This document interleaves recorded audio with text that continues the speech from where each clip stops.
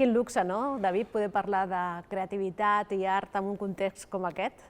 Un dels contextos immillorables que tenim. Sí, perquè realment és molt significatiu que un context pugui facilitar també l'aprenentatge.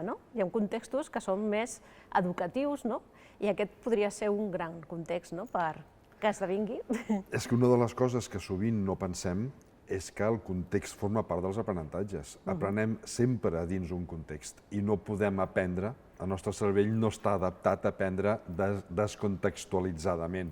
El context és tan important com tot allò que estem transmetent en un aprenentatge. Clar, llavors si volem transmetre aquesta passió per la música, per l'art en si, o per ser més creatius, què podíem fer des de la neuroeducació o des de la neurociència, en el teu cas també? El que diré ara semblarà una redundància, però és educar-nos en la creativitat i en l'art. És una redundància, ja ho sé, però això el que implica és que hem d'aprofitar tot allò que el cervell ja ens dona, perquè som una espècie creativa. Moltes vegades pensem que l'art, que la creativitat són coses que hem de transmetre dins un context educatiu, que lògicament sí que ho hem de transmetre, però com a espècie biològica, i ja em disculpareu que parli com a espècie biològica, però com a biòleg de formació, tinc la deformació professional de dir-ho d'aquesta manera, però com a espècie biològica som artistes i creatius i no podem evitar fer art i crear coses noves. El que passa és que amb l'edat, segons com sigui el sistema educatiu, podem veure mutilada aquesta capacitat. Però és innata, el que cal és aprofitar-la. Clar, llavors, si pensem en els més petits de casa, o si pensem en els nanos de 0 a 3 i de 3 a 6, és un moment superidoni per treballar tot, en especial les arts també. És el moment ideal, idoni, perquè no es perdi. Perquè ells ja ho són de creatius, de fet són més creatius que un adult. I amb l'edat ho anem perdent de mica en mica, per tant és el moment ideal perquè continuïn treballant dins els paràmetres de funcionament del seu cervell. Tu agafes un infant i li dones una superfície i un instrument per ratllar i allò que està fent no són ratllots. Potser els adults ho veiem com un ratllot, però no ho és. Dins el seu cervell allò té un significat, una abstracció que pot voler dir qualsevol cosa, però ell ho està veient d'aquesta manera i això és creativitat. Li donem qualsevol instrument que faci soroll i ell allò en farà música. Que potser els adults no ho viurem com a música i pensarem que és simplement soroll, però el seu cervell ho està visquent com a música perquè realment ens està portant a fer-ho d'aquesta manera. Clar, són les seves creacions, les seves aportacions al món, no? Clar, diuen moltes vegades que la gent deixa de ser creativa perquè té molta por a equivocar-se, però justament l'error forma part de l'aprenentatge. Llavors, com podríem treballar aquest error també en l'ensenyament d'aquestes disciplines? El primer que hem de fer és treure gravetat al fet d'equivocar-nos i, sobretot, recolzar sempre qualsevol creació que facin els infants. Recolzar vol dir mirar-nos-els amb cara de satisfacció, d'aprovació per allò que estan fent, que ells notin que allò que estan fent és ben valorat pel seu entorn. De fet, s'ha vist que quan fem una cosa, quan aprenem alguna cosa que és ben valorada pel nostre entorn, dins del cervell es produeix una descàrrega de dopamina, que és un neurotransmissor implicat amb el plaer, la motivació i l'optimisme, que ens estimula a continuar per aquell camí. Si no hi ha aquest recolzament, aquesta visió positiva de l'entorn, aquesta satisfacció pel que has fet no es produeix o es produeix molt menys. I moltes vegades el que ens succeeix és això, que no sabem valorar, no sabem reconèixer allò que han fet els infants amb esforç, no valorem l'esforç que han fet darrere d'allò i, per tant, per ells deixa de ser útil ser artistes, ser creatius i ho anem perdent a poc. Si no ho perdem, ho mantindrem molt més temps. Que important, aquest reconeixement dels altres, i quan són petits, especialment dels adults, perquè en si la creativitat, deia Wagensberg que el contrari de la creativitat és la mediocritat, i suposo que no volem ser mediocres, no?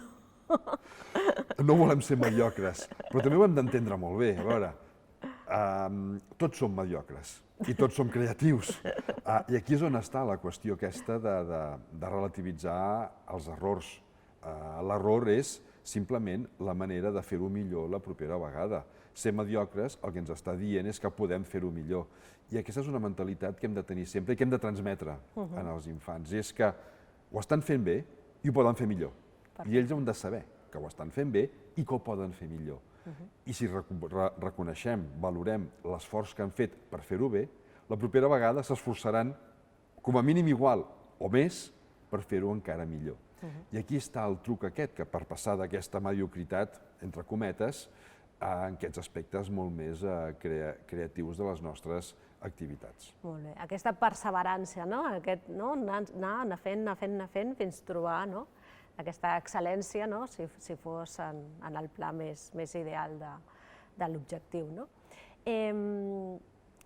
Clar, tot el tema aquest de la creativitat dona molt de per si, però moltes vegades ens fixem com si alguns poden ser creatius i altres no, i això no és cert, tothom, tu has dit que biològicament tothom podem ser creatius, però explica'ns justament si se nace o se hace creativo.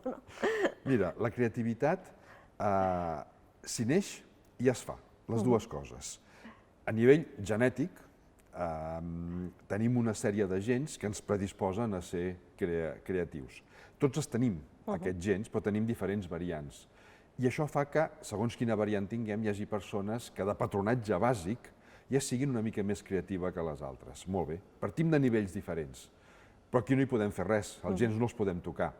L'important és que sortim del nivell que sortim, tots podem incrementar amb qualsevol aspecte cognitiu, també amb creativitat, o podem disminuir, segons com sigui el nostre entorn formatiu. L'important és aquest increment, i això és educació. I aquí és on cal posar-hi realment tots els nostres esforços. Tots podem incrementar. Cal entendre molt bé també què vol dir la creativitat, però. La creativitat és fer relacions entre elements que de forma espontània no se'ns presenten connectats. Després podem parlar de si la creativitat és útil o no, si genera alguna cosa que realment ens fa fer un salt endavant amb el que sigui o no. Però quan un infant combina dos elements que ell per si mateix no ha vist mai combinats, això és creatiu. Fer una classificació de botons per un infant és creatiu, perquè està buscant uns elements amagats, com poden ser la forma, la mida, el nombre de forats, etc. Per tant, el que es tracta és de valorar aquesta creativitat diària, que és la que després donarà lloc a aquesta altra creativitat molt més espectacular, per dir-ho d'alguna manera. Sí. En si, quantes més experiències tinguin, quantes més experiències li oferim, més creatius seran, no? La creativitat sorgeix de combinar també dues xarxes neuronals diferents, i crec que això és molt important també tenir-ho present. La xarxa de les experiències, dels aprenentatges previs i la xarxa de la flexibilitat, que ens permet recombinar de maneres noves aquestes experiències prèvies. Com més experiències tinguem, més fàcil serà que les puguem combinar, perquè tindrem molt més on triar. Però sense flexibilitat, això no serveix de res. I tenir molta flexibilitat, molta capacitat per fer volar coloms, però no tenir experiències prèvies, clar, et quedes molt limitat, perquè què combines si no tens aquestes experiències prèvies? Per tant, el que cal és treballar les dues coses, donar experiències, però deixar un marge molt ampli de flexibilitat, d'experimentació pròpia, perquè si no després no es podran combinar. I no jutjar, no? Jo crec que aquesta també és una de les màximes tant per les famílies com pels mestres que ens estan escoltant, no? D'oferir experiències, oferir també aquest marge de flexibilitat i deixar, no? Deixar que experimentin. No jutjar, perquè si jutgem el que estem fent és mutilar, és tallar, és acotar tota aquesta experiència que ells tenen. És deixar fer i reconèixer l'esforç sense valorar el resultat final, si a nosaltres ens agrada o no, perquè per ells sempre és fantàstic. Clar. I en concret, el fet de tocar un instrument, ja hem vist l'important que és, però el fet només d'estar com a espectadors, com escoltant, què ens aportaria? Mira, la música té dues facetes, moltes facetes, però des del punt de vista educatiu en té dues de molt importants. Una és tocar un instrument o tu generar música, tota aquesta part més creativa que ja hem parlat, i l'altra és com a receptors, com a persones que escolten música. La música s'ha vist que a nivell cerebral és la millor gimnàstica cerebral que hi ha.